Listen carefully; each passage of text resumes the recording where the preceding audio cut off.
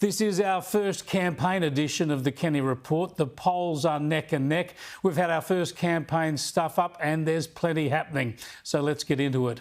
First up, the calling of the election on Friday morning. We expected it, but make no mistake, that was unusual timing and cheap politics. That was the Prime Minister using the power of his office to try to drown out the opposition leader's budget in reply. Labor's budget promised a 70-cent a day tax cut for the middle of 2026. And then Peter Dutton unveiled his immediate halving of petrol excise on Thursday night in his speech. So Albanese timed his run to the Governor-General's residence and his opening press conference early on Friday in a deliberate bit of cheap politicking to try to drown out the coalition's petrol tax message. That might tell you a bit about which tax cut plan is a better sell. And on Saturday, more cheap politics from Anthony Albanese flying off to Queensland and the opposition leader's seat, pretending this is a seat Labor can win instead of focusing on real target seats and real issues. So the signs are there early. This campaign will be ugly, with little substance and plenty of cheap shots. Even the choice of election date plays into this. The May the 3rd poll means a couple of weeks of school holidays, the Easter break and the Anzac Day long weekend right up to the poll, and they'll provide plenty of distractions, which is exactly what Labor wants. It wants as little debate and scrutiny as possible. Even Labor's major announcement on Sunday about so-called price gouging laws aimed at supermarkets was just another stunt. The ACCC just completed a full review of supermarket pricing, and anti-gouging laws haven't worked overseas. So this was just words, just Labor pretending they can push prices lower. Price gouging is when supermarkets are taking the piss off Australian consumers. That's what it is. That's what price gouging is. Everyone out there knows, consumers know, we'll take action. Well, none of us want our kids talking like that, so the Prime Minister, I don't know. The point here, though, is that to get the cost of living down, including when it comes to food production and distribution and retailing through small businesses and large supermarket chains, one input the government could help with is electricity prices. Labor's broken promise on power, its skyrocketing power prices are directly pushing costs and prices higher. But after promising $275 power bill cuts last time around, Albanese can't even bring himself to admit that power prices will make another huge jump upwards when his taxpayer-funded rebates run out at Christmas. Do prices go up when that runs out? We've dealt with that in a practical way. Well, you and I, what I'm saying to you, David, is that energy prices in part are connected with what happens in the globe. What we are doing is providing that support for every household and every small business. So if that international pressure is still there, you might have to extend the rebate beyond this year? Well, no, what we do is we focus on the budget, on immediate needs.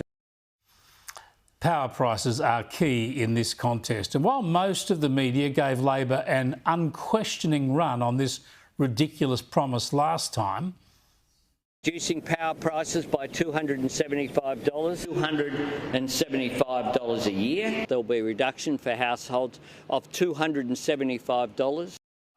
And as expected, Labor's multi-billion-dollar rollout of renewables and transmission lines and batteries, it's only sent prices up and reliability down.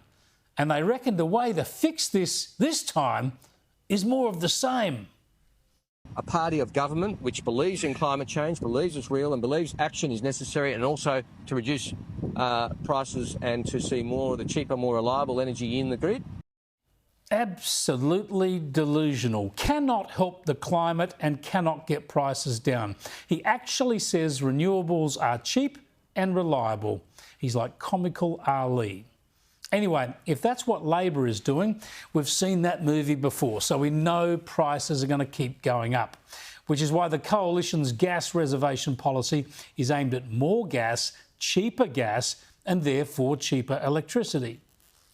There are two offerings at the next election, Andrew. One is from the government, which is guaranteeing you that electricity prices will go higher if Labor's re-elected. Right, let's be clear about that. Electricity and gas is up by 32% and 34% now. Mr Albanese's plan promises Australians that they will pay more for electricity and gas after the election. Our plan, which is to create an East Coast reserve, brings more gas into the system. This is the critical battleground, and Labor can hardly dismiss cheaper gas as a solution because they've blamed their price rises on expensive gas. So remember those 5 big questions for the election? Let's go through them quickly again. Are you better or worse off after 3 years of Albanese? Has Labor secured the power grid and cut prices or made things worse? Is Labor constraining government spending, public service numbers and union power? Have they got the country's security, defence and immigration programs under control? And have they taken responsibility? Because none of their ministers will turn up here to discuss their plans. People often say that elections can change the country. The last one did, for the worse. And that's why this one is so important. This is not a choice between a bad Albanese Labor government and a new coalition government. This is a choice between the coalition and an Albanese second term that would be even worse as a Labor, Greens and Teal minority government. Albanese keeps saying he won't go into partnership with the Greens, but he made a Freudian slip today. Just to be really clear again, if you ask me, do you rule out governing in coalition with the Greens? The answer to that is no. No. Yeah, he meant to say that he would rule it out. But of course he'll go into a partnership with the Greens and the Teals, just like Julia Gillard did. If Labor stays in office, the most powerful person in the country will be Adam Bandt. So those are the options. You either get the coalition or Labor with the Greens and possibly the Teals as well. The wrong choice will accelerate the national self-harm that Albanese and Labor have already inflicted on us. A lower standard of living, soaring electricity prices, a per capita recession, a bloated public service and out-of-control government spending, record immigration and a housing crisis, and weakness on national security. That was highlighted again today, with Sky News revealing that another Chinese vessel, described as a spy ship, is circumnavigating our continent again, and the Prime Minister's response again seemed more focused on appeasing China than standing up to it. I would prefer that it wasn't there, but we live in circumstances where, just as Australia has vessels in the South China Sea and vessels in the Taiwan Strait and a range of areas, this vessel is there.